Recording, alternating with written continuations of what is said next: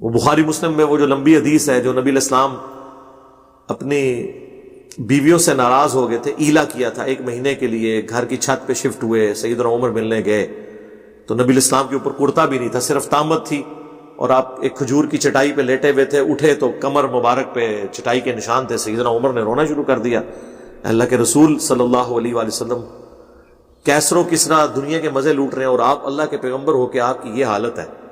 تو آپ نے فرمایا اے عمر، لگتا ہے کہ دنیا کی حقیقت ابھی بھی تجھ پہ نہیں کھلی، کیا تو اس پہ راضی نہیں ہے کہ کیسر و کسریٰ یعنی رومنز اور پرشینز کے جو حاکم ہیں، بادشاہ ہیں، وہ دنیا کے مزے لوٹیں اور ہم آخرت کی سعادت؟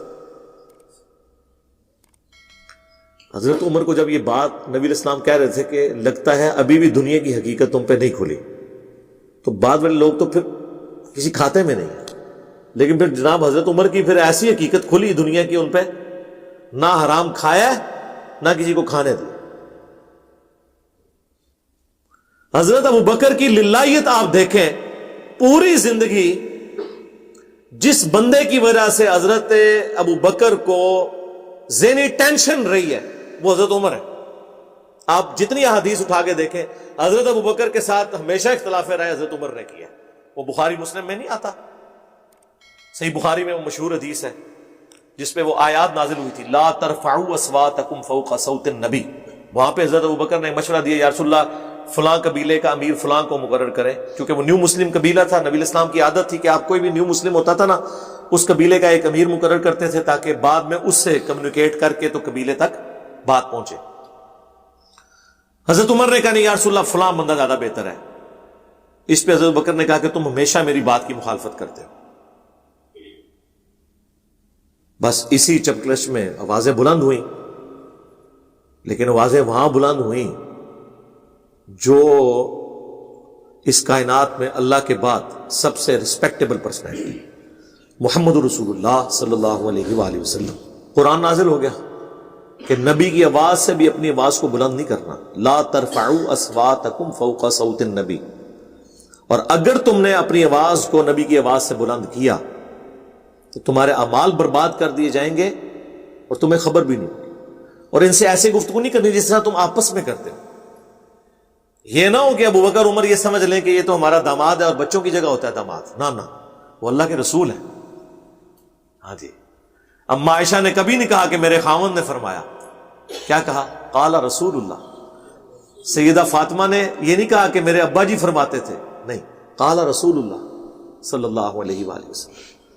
سیدنا علی نے نہیں کہا کہ میرے چچا زاد بھائی کا بیان ہے، نہ، قال رسول اللہ صلی اللہ علیہ وآلہ وسلم۔ بخاری کے الفاظ ہیں، عبداللہ ابن زبیر کہتے ہیں کہ جب یہ آیات نازل ہوئیں تو حضرت عمر حضور سے اتنی آہستہ آواز میں گفتگو کرتے تھے کہ حضور کو سنائی نہیں دیتی تھی۔ آپ کہتے تھے عمر تھوڑا اونچا بولو، مجھے آواز نہیں آ رہی، اتنا ڈر گئے۔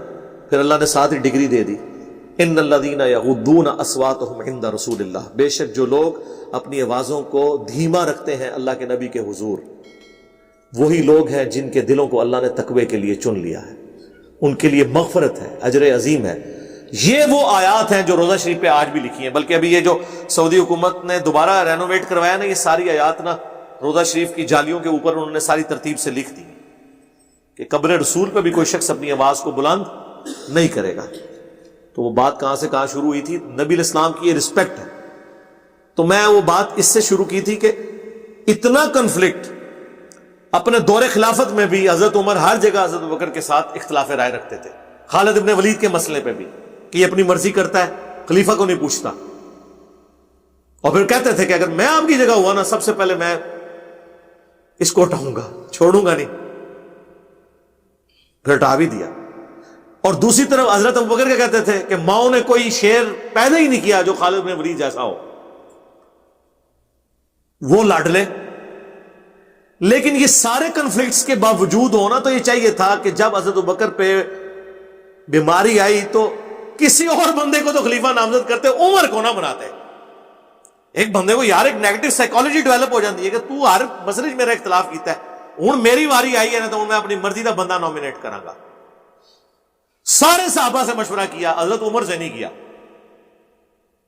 اور اینڈ پہ کہا کہ میں عمر کو نامینیٹ کرتا ہوں، قبول ہے۔